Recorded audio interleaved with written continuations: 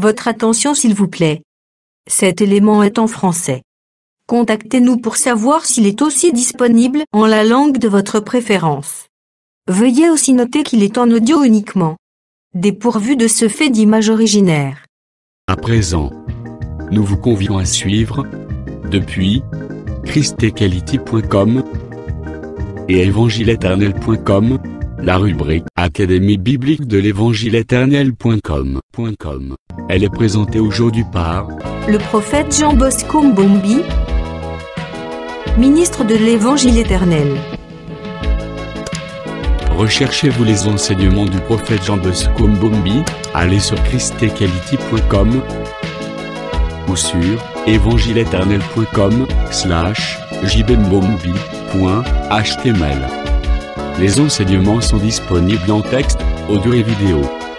Surtout, ne partez point sans souscrire à l'une de nos chaînes YouTube qui correspond à votre version linguistique. Souscrivez s'il vous plaît. Bonne édification au nom de notre commun Seigneur et Dieu Jésus-Christ. Amen. Bonjour, bien-aimés dans le Seigneur. Que la grâce vous localise partout où vous êtes, vous qui nous suivez toujours dans notre cadre, l'Académie de l'Évangile éternel. Toujours dans notre épisode sur les ministères de la parole, nous allons maintenant expliquer les 5 grâces ministérielles, c'est-à-dire donner des amples détails pour chaque grâce. Il y a un seul ministère, mais qui agit de 5 façons différentes. Éphésiens chapitre 4, je prends le verset 11. J'ai lu au nom du Seigneur Jésus-Christ. Éphésiens 4, 11, il est écrit: celui qui a fait de certains comme apôtres, nous utilisons la Bible français courant, donc vous pouvez toujours comparer avec Louis II ou Darby. Comme apôtres, d'autres comme prophètes, comme évangélistes, et d'autres comme pasteurs et enseignants. Il a fait don de ces hommes pour que ceux qui appartiennent à Dieu soient rendus aptes à accomplir leur service en vue de la construction du corps de Christ. Quand vous prenez la Bible que nous appelons Louis II, on dit en vue de l'œuvre d'édification et le perfectionnement des saints. C'est pour l'édification et le perfectionnement des saints. Donc c'est très très important. Alors, nous commençons par l'apostolat. L'apostolat, un apôtre. Par définition, le mot apôtre signifie envoyé. Voyez, envoyé.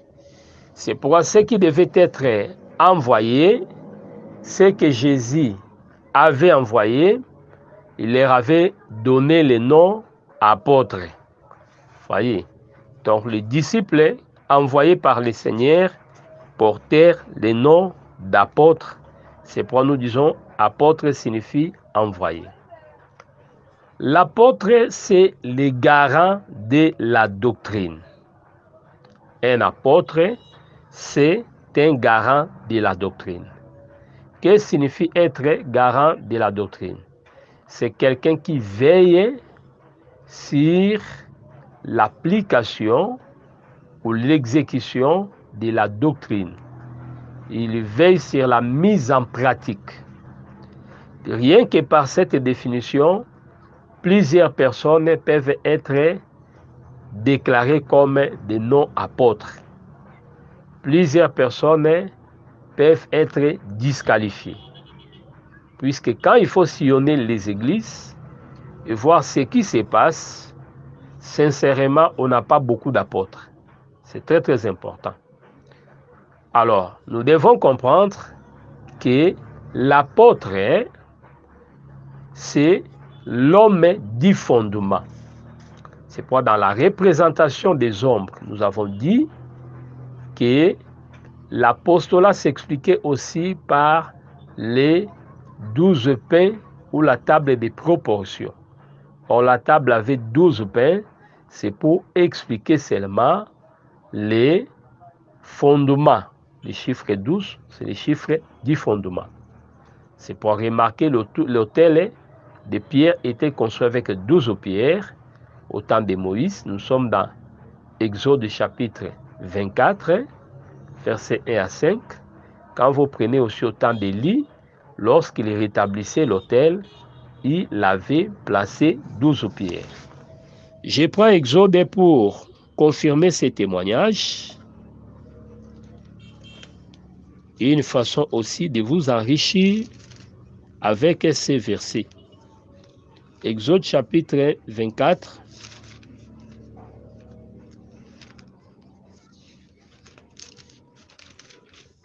Exode 24.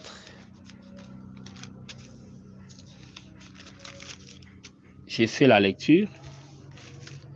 Dieu dit à Moïse, monte vers l'Éternel et prends avec toi Nadab, Abihu et 70 responsables d'Israël. Vous vous prosternerez de loin. Toi, Moïse, tu t'approcheras de celle de moi. Les autres ne s'approcheront pas de l'assemblée. Non, ils ne s'approcheront pas. Et l'ensemble du peuple ne montera pas avec toi. Moïse alla rapporter au peuple toutes les paroles de l'Éternel et toutes ses lois. Et tout le peuple s'écria d'une seule voix, nous ferons tout ce que l'Éternel a dit. 4.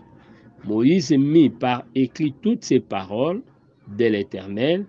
Le lendemain de bonne heure, c'est-à-dire le matin, il bâtit un autel au pied de la montagne et dressa 12 pierres pour les 12 tribus d'Israël. Donc, lorsque nous parlons sur les 12 pains, nous prenons la table comme Jacob.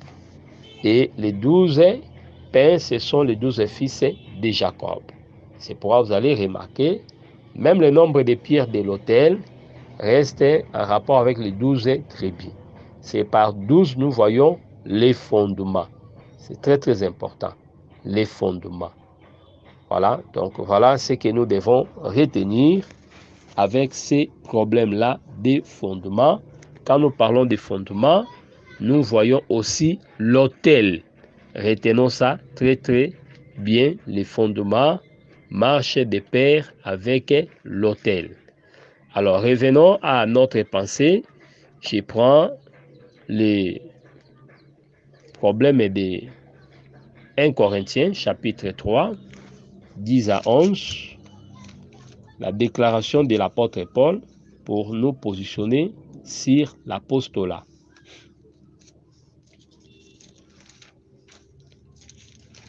1 Corinthiens chapitre 3, nous prenons les versets 10 à 11. Conformément à la mission que Dieu, dans sa grâce, m'a confiée, j'ai posé chez vous les fondements comme un sage architecte. Je me limite là.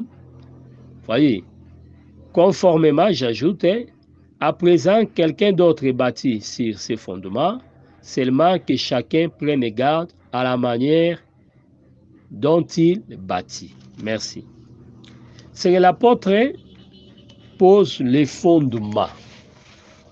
L'apôtre, c'est l'homme du fondement. C'est pourquoi lorsque nous expliquons les ministères dans les chandeliers, nous disons que les pieds ou la base, c'est ça l'apostolat. Voyez, c'est très très important.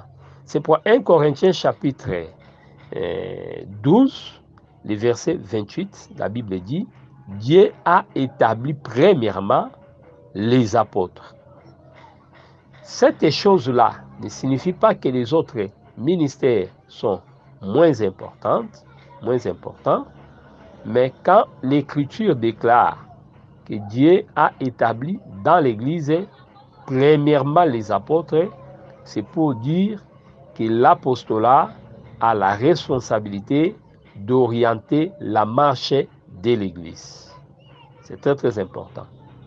Mais dans la faisabilité, nous savons que la lumière commence avec les prophètes. On y reviendra. Mais lorsqu'il faut ordonner l'Église, la première des choses, c'est l'apôtre qui commence.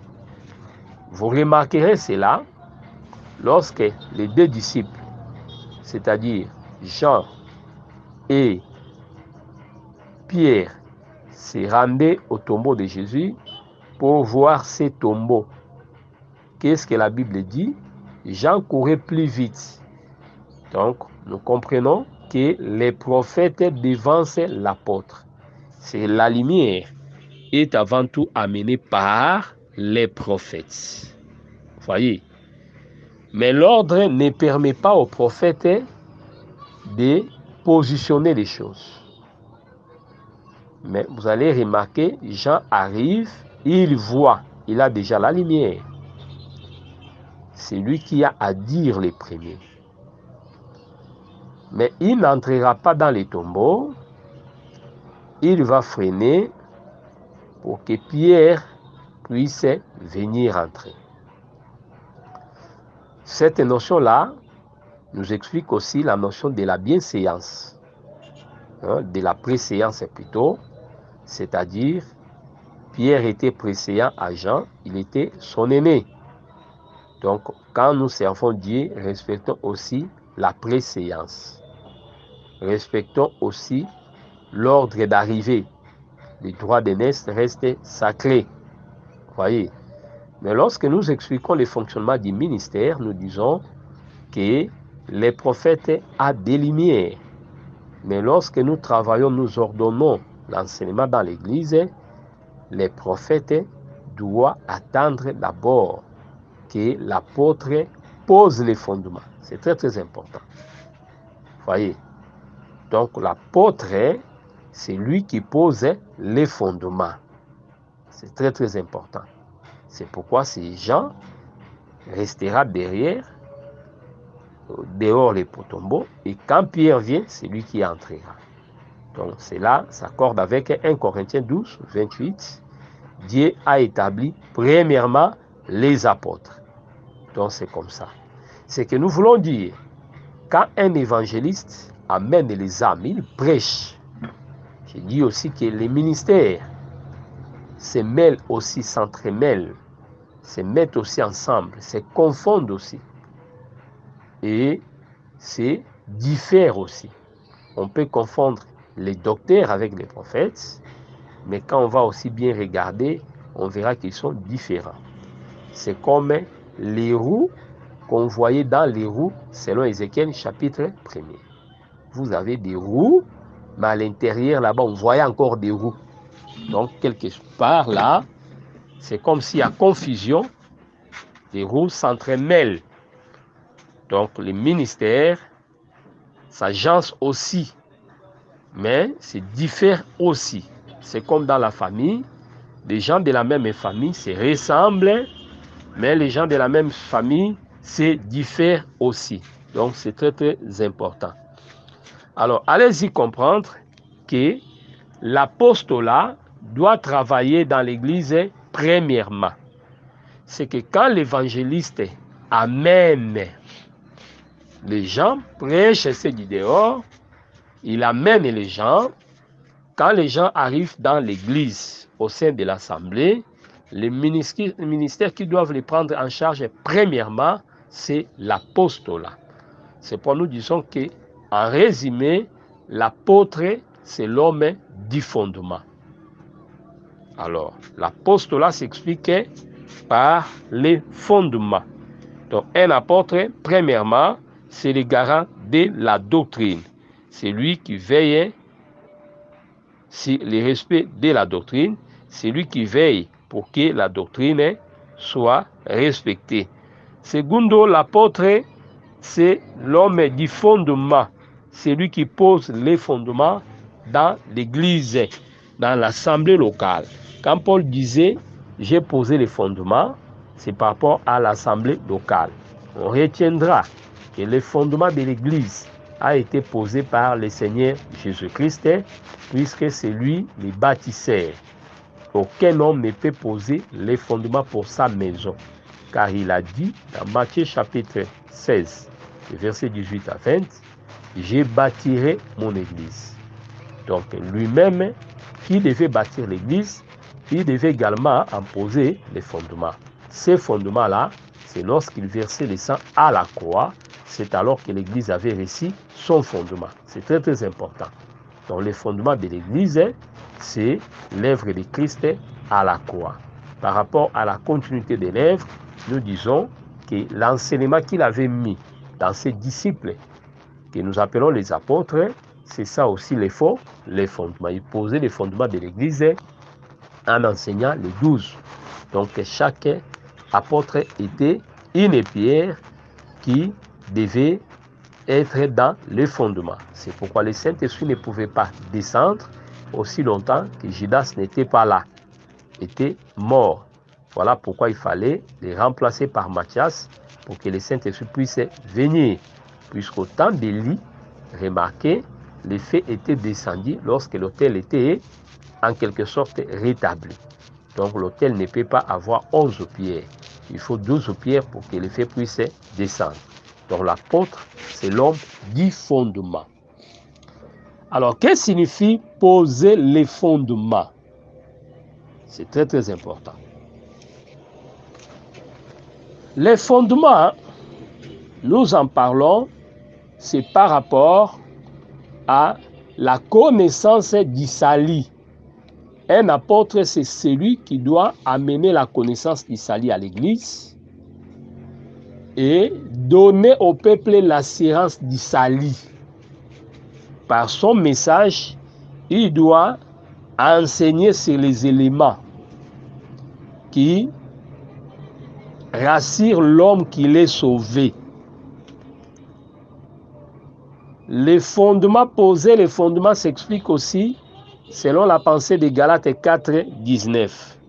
Voyez, nous prenons Galates chapitre 4, le verset 19. Nous lisons au nom du Seigneur Jésus-Christ.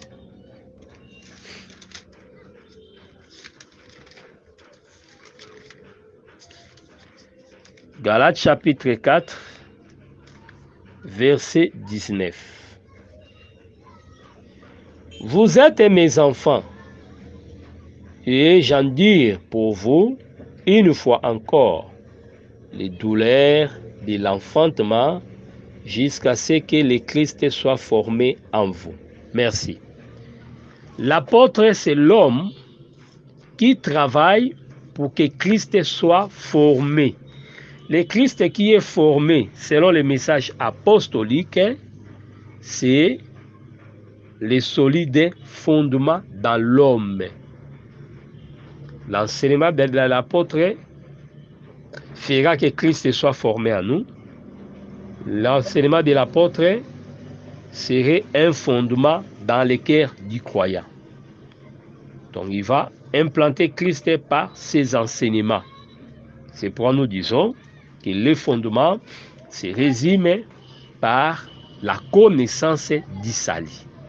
Hébreux chapitre 6, versets 1 à 2, vous allez voir par exemple les problèmes qui concernent les renoncements aux œuvres mortes. Voyez, donc dans le fonctionnement du ministère, un apôtre n'est pas là pour toucher à la prophétie. Tout ministre prêche toute la Bible. Mais dans la particularité, l'apôtre, c'est un oiseau de basse-cour. Donc, ce n'est pas un oiseau qui a de longues plumes, de longues ailes pour voler comme l'aigle, non. Mais c'est comme une poule. Voyez, c'est un apôtre. Un apôtre, il peut monter, mais il doit descendre. Il doit plus rester en bas, puisqu'il est les fondements. Les fondements. Voyez, c'est pourquoi le troisième jour de la création, nous expliquons toujours la terre qui sort des eaux comme étant les fondements. Et ça va permettre maintenant que les arbres poussent, les herbes, tout ce qui viendra comme connaissance là-dessus, c'est ça, bâtir là-dessus. Que chacun prenne garde de la manière dont il bâtit dessus. Voyez, on va amener les arbres, les herbes, ainsi de suite. tout ça, mais le fondement reste la terre.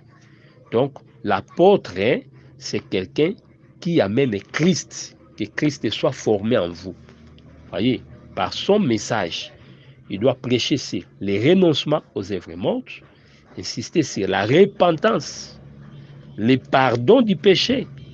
Voyez, expliquer la rédemption pour que l'homme puisse avoir l'assurance du salut, que je suis sauvé. Cette assurance-là vient avec les messages de l'apôtre. Voyez, les pardons, c'est très très important. Voyez, la réconciliation.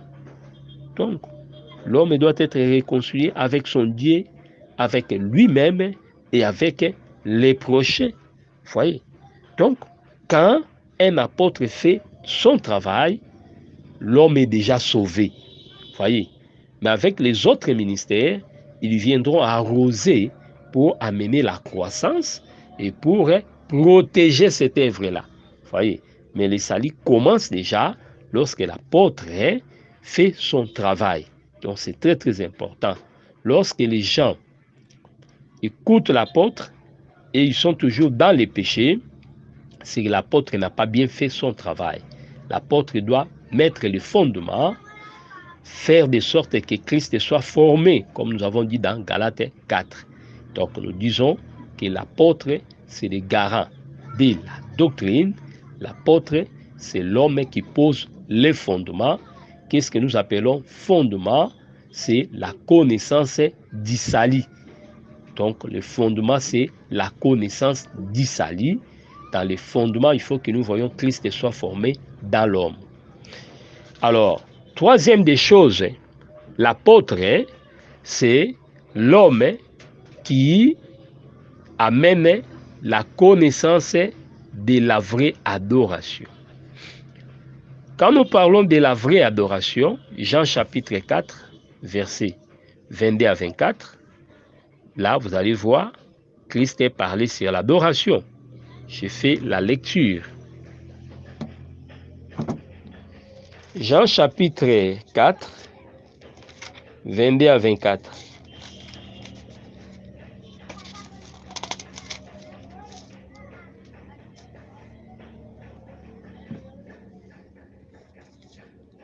J'ai lu au nom du Seigneur Jésus-Christ.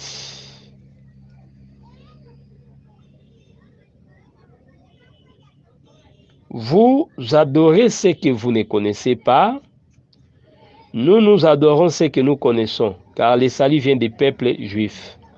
Mais l'heure vient, et il est déjà venu par lui, où les vrais adorateurs adoreront le Père par l'Esprit et en vérité. Car le Père recherche les hommes qui l'adorent ainsi. Dieu est esprit, et il faut que ceux qui l'adorent par l'Esprit et en vérité. Merci beaucoup. Voyez, un apôtre doit insister sur la vraie adoration. Or, on ne peut pas expliquer la vraie adoration sans toucher les changements des sacerdoces. La vraie adoration qui est par l'Esprit et en vérité, c'est l'adoration selon la grâce. C'est pourquoi l'apôtre, c'est quelqu'un qui a la charge d'expliquer les changements des sacerdoces, d'expliquer l'adoration du matin et les différencier de l'adoration du soir. C'est pourquoi l'apôtre, c'est le troisième jour. Le troisième jour doit manifester la terre, la nouvelle alliance, vous voyez, la nouvelle adoration, et les distinguer des eaux. Vous voyez, il doit puiser, puisque la terre a été puisée dans l'eau. Le troisième jour fit sortir la terre des eaux. Vous voyez, la vraie adoration est cachée dans la loi, les prophètes et les psaumes, mais l'apôtre va maintenant faire ressortir cette adoration de là. Il doit expliquer comment Israël a marché et il doit maintenant interpréter cela. Vous voyez, ça vaut la peine. Vous voyez, là-bas, Israël, par exemple, a célébré la Pâque. Ça, c'est la repentance. C'est ça l'œuvre de la croix, la mort de l'agneau. Mais après, Israël va marcher pour connaître ce que nous appelons les baptêmes. Il passe par la mer Rouge. C'est ça les baptêmes. Vous voyez, c'est très très important. Donc, vous voyez, les mouvements qu'il explique ici, il puise ça là-bas. Il a puisé le troisième jour, fit sortir la terre des eaux. C'est-à-dire, nous devons puiser les principes dans les sacerdoces lévitiques. Et nous devons l'actualiser. C'est pourquoi le livre de Lévitique est regardé comme le ministère apostolique, puisqu'on nous montre l'ordre du culte, l'adoration. Voyez, même comment prier, voyez, comment prier, l'adoration, comment prier, toutes ces histoires-là. Donc, la prière dans la grâce, c'est l'œuvre de l'apôtre. Quand nous voyons les gens prier, demander les faits, demander les sangs, c'est puisque les apôtres n'ont pas bien expliqué cela. Quand les gens prient, demandent la vengeance, la mort de leurs ennemis, c'est puisque nous n'avons pas des apôtres qui doivent montrer les gens comment prier. Mais nous voyons Jésus comme apôtre, il avait montré à ses disciples comment prier. Ils avaient demandé, mais les apôtres étaient des juifs. Mais pourquoi ils pouvaient demander encore? Vous comprenez? Ils avaient compris que Jésus-Christ incarnait le changement des sacerdoces. Avec Moïse dans les temples, on nous avait montré comment prier. On priait de telle manière. Mais maintenant avec toi, comment prier? Voyez? Donc quelqu'un ne peut pas venir dans l'église avec sa façon de prier qu'il amène de sa famille, de son ancienne église. Mais quand il vient dans la vérité, il faut qu'on puisse lui montrer comment prier dans la grâce, c'est-à-dire la vraie adoration qui est spirituelle. Quand on dit les vrais adorateurs adoreront le Père en esprit et en vérité. Premièrement, adorer en esprit signifie quitter ce qui est charnel. Dans l'ancienne adoration, vous voyez, l'adoration avait ses conditions. Par exemple, dans l'adoration dans la loi, on faisait recours aux objets. Par exemple, l'huile, l'eau, les sels. Voyez. Mais quand nous sommes venus dans la grâce, nous savons que l'eau, c'est la parole qui purifie. La sel est le symbole de la grâce. L'huile, c'est le symbole du Saint-Esprit. C'est qu'on n'a pas besoin d'appliquer de l'huile aux enfants de Dieu. Mais l'huile, c'est l'onction du Saint-Esprit par notre imposition des mains. Vous comprenez? Donc, ça vaut la peine de comprendre ce qui était physique. Vous voyez, dans l'ancienne alliance, quand il faut prier, il faut toujours tourner les regards vers les temples. C'est ce que Daniel faisait lorsqu'il était à Babylone. Est-ce qu'aujourd'hui, il faut regarder les temples? Quel est le temple qu'il faut regarder? C'est la personne de Jésus-Christ. Vous voyez? Donc, il faut avoir les regards fixés sur Christ. Donc, on n'a plus besoin d'un temple physique. Vous voyez? Donc, il y avait un lieu physique que Dieu avait choisi, c'est le temple physique. Mais aujourd'hui, le lieu que Dieu a choisi pour que nous l'adorons, ce n'est pas un lieu physique, mais un lieu spirituel. Christ est en vous, l'espérance de la gloire. Partout où vous êtes comme Christ est là, on peut prier. Vous comprenez? Donc, il faut aller à Jérusalem, un lieu précis, mais aujourd'hui, notre adoration est en Christ. Il est spirituel. Vous voyez? Et on doit adorer en vérité. Qu'est-ce que nous appelons vérité? Selon l'explication de la loi. S'il fallait adorer, pour adorer, il faut d'abord donner un sacrifice. Mais aujourd'hui, les sacrifices qu'on amène dans l'adoration, ce sont nos paroles. Les sacrifices qui nous permettent de nous approcher de Dieu, c'est l'offrande de Christ à la croix. C'est pourquoi Hébreux 4,16 dit « Approchez-vous ». Comment on peut s'approcher? On ne paraîtra pas main vide. Pourquoi nous nous approchons? Puisque Christ est l'offrande que Dieu a reçue. On peut adorer. C'est pour l'enfant disait à son père, nous allons, mais où est l'eau? L'offrande. Il savait qu'on ne peut pas s'approcher sans l'offrande. Mais aujourd'hui, là, l'alliance de la grâce a pourvu en donnant le corps de Jésus comme offrande. Voilà pourquoi on peut s'approcher. Et l'offrande, c'est aussi nos paroles, des actions de grâce que nous amenons. Hébreux chapitre 13, verset 15. Voilà ce que nous devons retenir. Donc, un apôtre, il est le garant de la doctrine, il pose les fondements, c'est lui qui amène la connaissance de la vraie adoration. Comprenez? Voilà pourquoi Paul, comme apôtre, il devait montrer au peuple les sacerdoces actuels, l'adoration actuelle. Et quand il voyait les gens se pencher vers la loi, il décrié cela. Galates chapitre 3, verset 1 à 3, il dira, qui vous a ensorcelé. Voyez, vous avez commencé dans la grâce, vous retournez dans la loi. Voyez, donc, il doit veiller sur l'adoration du peuple. Voyez, quand vous prenez Galates chapitre 4, le verset 11, j'aimerais prendre les deux portions là pour voir comment est-ce qu'il veillait sur l'adoration. Quand les gens commencent à demander la mort de leurs ennemis, où sont les apôtres? C'est que les apôtres ne surveillent plus l'adoration du peuple. Voyez. C'est l'adoration qui permet que nous ayons la faveur du Seigneur.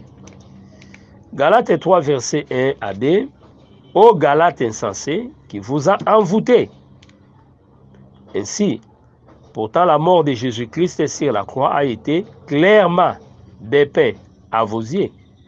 Donc, la mort de Jésus-Christ, c'est la fin du sacerdoce lévitique et a permis l'ère nouvelle pour que nous adorons en esprit et en vérité. Verset 2. Je ne vous poserai qu'une seule question. À quel titre avez-vous reçu le Saint-Esprit? Vous voyez, est-ce que vous avez accompli la loi ou parce que vous avez accueilli avec foi la bonne nouvelle que vous avez entendue? 3. Manquez-vous à ces points d'intelligence après avoir commencé par l'Esprit de Dieu et c'est en comptant sur vos propres ressources que vous allez parvenir à la perfection? Voyez. Mais quand vous lisez Louis II, vous dit, vous avez commencé par l'Esprit, comment vous êtes terminé par la chair. Donc par la chair, c'est-à-dire retourner à la loi.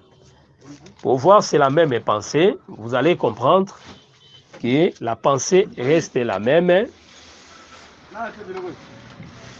Vous allez voir que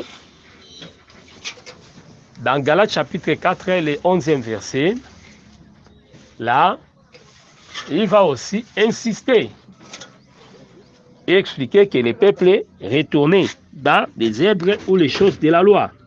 Galates 4, verset 11, écoutez, je peux commencer même au 10e verset. Je lis Galates chapitre 4, 10 à 11. Vous observez les jours spéciaux, les nouvelles lignes, ce sont des fêtes recommandées dans la loi. Certaines saisons et certaines années. Voyez, les années, il faut voir les jubilés.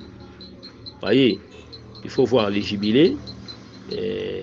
Les saisons, c'est par rapport aux fêtes de l'Éternel. Les nouvelles lignes, c'est le commencement des mois. Les jours comme étant les sabbats. Voyez. Ah, j'ai craint fort que toute la peine que je me suis donnée pour vous n'ait été inutile. Dans Louis II, on dit, j'ai craint d'avoir inutilement travaillé pour vous. J'ai craint d'avoir inutilement travaillé pour vous. Vous comprenez? Donc par là, il voulait seulement montrer que la vraie adoration ne devait pas être rattachée à la loi. C'est qu'un apôtre, c'est quelqu'un qui expliquait l'adoration dans la grâce et différencier l'adoration d'aujourd'hui avec l'ancienne adoration. C'est ça la notion du changement du sacerdoce. Les sacerdoces étant changés, Hébreux 7, verset 11 à 12, il y a nécessairement changement de la loi. Voilà ce que nous devons retenir. Alors, quatrième des choses, l'apostolat veille sur l'ordre dans l'Église. Un apôtre, c'est les ministres ou les ministères qui veillent sur l'ordre dans l'Église. Là où il y a l'apôtre ou l'apostolat travaille, vous verrez toujours l'ordre.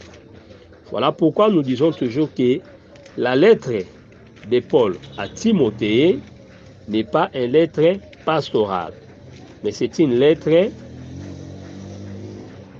apostolique un apôtre s'adresse à un pasteur pour qu'il respecte la doctrine. Je lis d'abord 1 Timothée chapitre 1 verset 3, vous allez voir.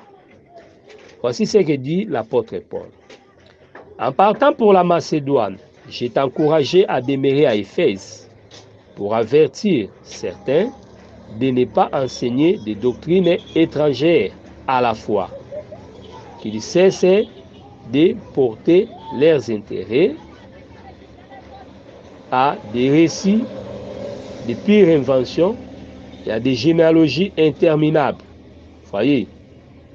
Donc, j'ai laissé de ne pas veiller pour que certaines personnes n'enseignent pas des doctrines étrangères à la foi. Voyez. Donc, il veille sur la doctrine et sur l'ordre. Dès que la doctrine pose des problèmes, il y a les désordres. Pour comprendre sa pensée, je continue 1 Timothée 3, les versets 14 à 15. Je prends le verset 15 directement. Écoutez ce que dit la Bible. 14 à 15. J'ai bon espoir de venir te rejoindre très bientôt. Je t'écris cependant tout cela, afin que si ma venue devait être retardée, tu saches en attendant comment on doit se comporter dans la famille de Dieu, c'est-à-dire dans l'église de Dieu vivant.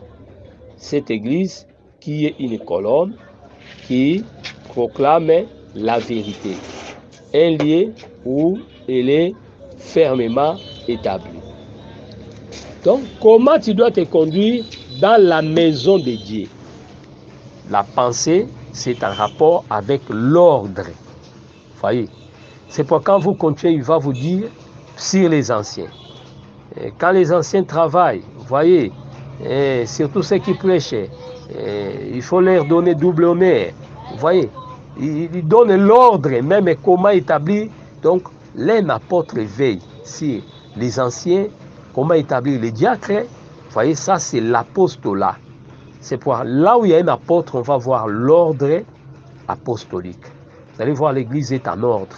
Mais là où il n'y a pas un apôtre, vous allez voir les désordres. Il y a des titres imaginaires. Vous allez voir quelqu'un là-bas, on l'appelle cordon dans l'église. Des titres comme cordon. Vous allez voir peut-être un titre, par exemple, des titres comme berger, ignorant qu'un berger, c'est toujours les pasteurs. Donc vous allez voir les désordres. Voyez, les désordres. Hein? Donc c'est très très important. C'est pourquoi nous avons besoin des vrais apôtres pour que l'église soit dans l'ordre.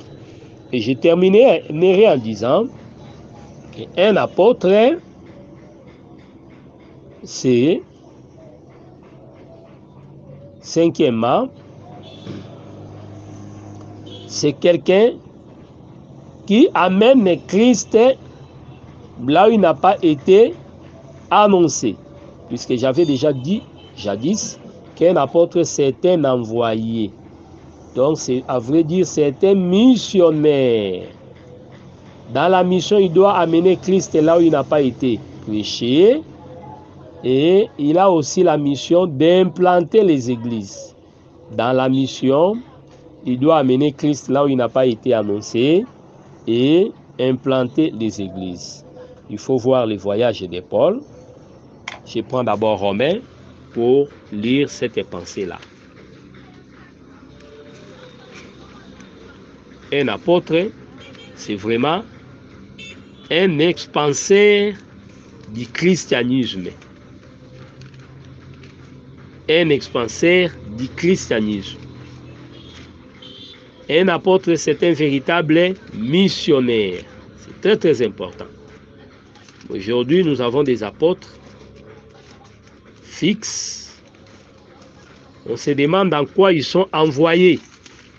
Un apôtre, c'est quelqu'un qui doit être en mouvement. Il doit rester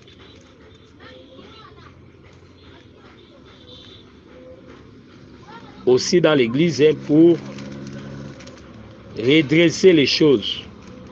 Mais il ne doit pas rester éternellement dans une église locale. Non. Un apôtre, c'est un missionnaire. Et partout où il passe, il ne voyage pas pour chercher l'argent, mais son souci, c'est de voir la doctrine. C'est pourquoi Paul, arrivé à Athènes, ses yeux étaient fixés sur les autels. Actes des Apôtres, chapitre 15, je prends les versets 20 et je descends. Je commence même par 17. Voilà pourquoi, grâce à Jésus-Christ, je suis fier de mon travail pour Dieu. Car si j'ose parler, c'est seulement de ce que le Christ a accompli par mon moyen pour annoncer les non-juifs à obéir à Dieu. Il a fait par mes paroles et mes actes, par sa puissance qui s'est manifestée dans les miracles et les prodiges, c'est-à-dire par la puissance de l'Esprit de Dieu. Ainsi, à partir de Jérusalem jusqu'à Illyrie, en rayonnant à tous sens, j'ai fait partout retentir les messages de Christ. 20, verset 20, je me suis fait un point d'honneur de ne proclamer la bonne nouvelle que là où le nom de Christ n'est pas encore connu. Je n'ai voulu en aucun cas bâtir sur des fondations posées par d'autres. Que le Seigneur soit loué. Voyez, Romains chapitre 15, 17 à 20. Voyez comment est-ce qu'un apôtre travaille. Donc, qu'est-ce qu'il fait? Il a même Christ là où il n'a pas été annoncé. Un apôtre n'est pas un homme de désordre, aller chercher des problèmes dans les terrains, aller corriger les gens, n'importe comment, non. Mais c'est quelqu'un, sa lutte, c'est à mener Christ là où il n'a pas été annoncé. Là où les fondements fait défaut, il faut de la sagesse. Ne va pas prêcher sur la chair pour montrer que non, la femme ne doit pas prêcher, non. Il faut chercher à gagner les hommes de Dieu. C'est très très important. Gagner les hommes de Dieu. Voyez. Il doit mener Christ. C'est pourquoi il voit les hôtels. Paul arrive à Athènes, il voit des hôtels partout. Mais il n'a pas vu un hôtel pour l'Éternel. Il dira non, ce qui vous manque. J'ai vu un hôtel à un Dieu inconnu, c'est ce Dieu que je vous amène. Très sage. Il a compris que non, ici, il y a Kimbangu, ici, il y a la foi Baye, on parle de Mahomet, mais on ne parle pas de Christ. Moi, je vous amène Christ. C'est ça l'œuvre de l'apôtre. Mais ce n'est pas de prendre directement des réserves pour dire que non, c'est un terrain miné, un terrain où on ne croit pas en Jésus-Christ. Ce sont des athées loin de là. Voyez, un missionnaire doit toujours aller. C'est pourquoi actuellement, vous allez voir, les missionnaires sont en train d'être tués en Inde, en Afghanistan, en Iran, voyez, en Chine. Pourquoi? Ce sont des gens qui ont compris que Christ n'est pas annoncé là-bas. Voyez. Donc, au lieu de chercher l'argent, mais nous devons aller chercher les âmes. Quand nous considérons Matthieu, l'ordre suprême dans Matthieu chapitre 28, on dit aller partout, faites de toutes les nations, les disciples, non, on dit d'abord d'annoncer la bonne nouvelle, on nous dit de baptiser les gens, faites toutes les nations mes disciples, les baptisants, on fait des disciples par la repentance. Deuxième des choses, les baptisants. Et troisième, on dit enseigner-les. Comment on doit enseigner les gens qui sont dans la dispersion? Quand on dit enseigner-les, nous sommes dans l'étape de l'implantation de l'Église. Il faut voir les voyages de Paul. C'est pour terminer, nous donnons un conseil aux apôtres. Si vous êtes appelés à être apôtres, prenez-les. Nous vous donnons comme devoir de maîtriser les épîtres et en particulier les voyages de Paul. Maîtriser les épîtres, c'est dans les épîtres que la doctrine est bien définie. Et secondement, maîtriser les voyages du frère Paul pour comprendre comment il œuvrait dans chaque terrain, et cela sera une référence dans votre ministère. L'implantation des églises. Quand il implante une église, cela ne signifie pas que c'est lui-même qui doit seulement rester conducteur là-bas. Voyez? Et après avoir travaillé, l'apôtre comme missionnaire, doit toujours rentrer dans son église locale ou d'origine. C'est pourquoi Paul rentrait toujours à Antioche. Ce n'est pas puisque vous êtes missionnaire que ça devient une raison de manquer une église locale. Non. Il y a toujours une église locale, une église où vous avez commencé, soit une église que vous allez commencer à beaucoup fréquenter. Que le Seigneur vous bénisse. Nous sommes là pour vous. Posez toutes les questions. Notre numéro, c'est plus 243 89 541 88 90. C'est votre frère, le prophète Jean Bosco Mbombi. Que le Seigneur Jésus-Christ vous bénisse.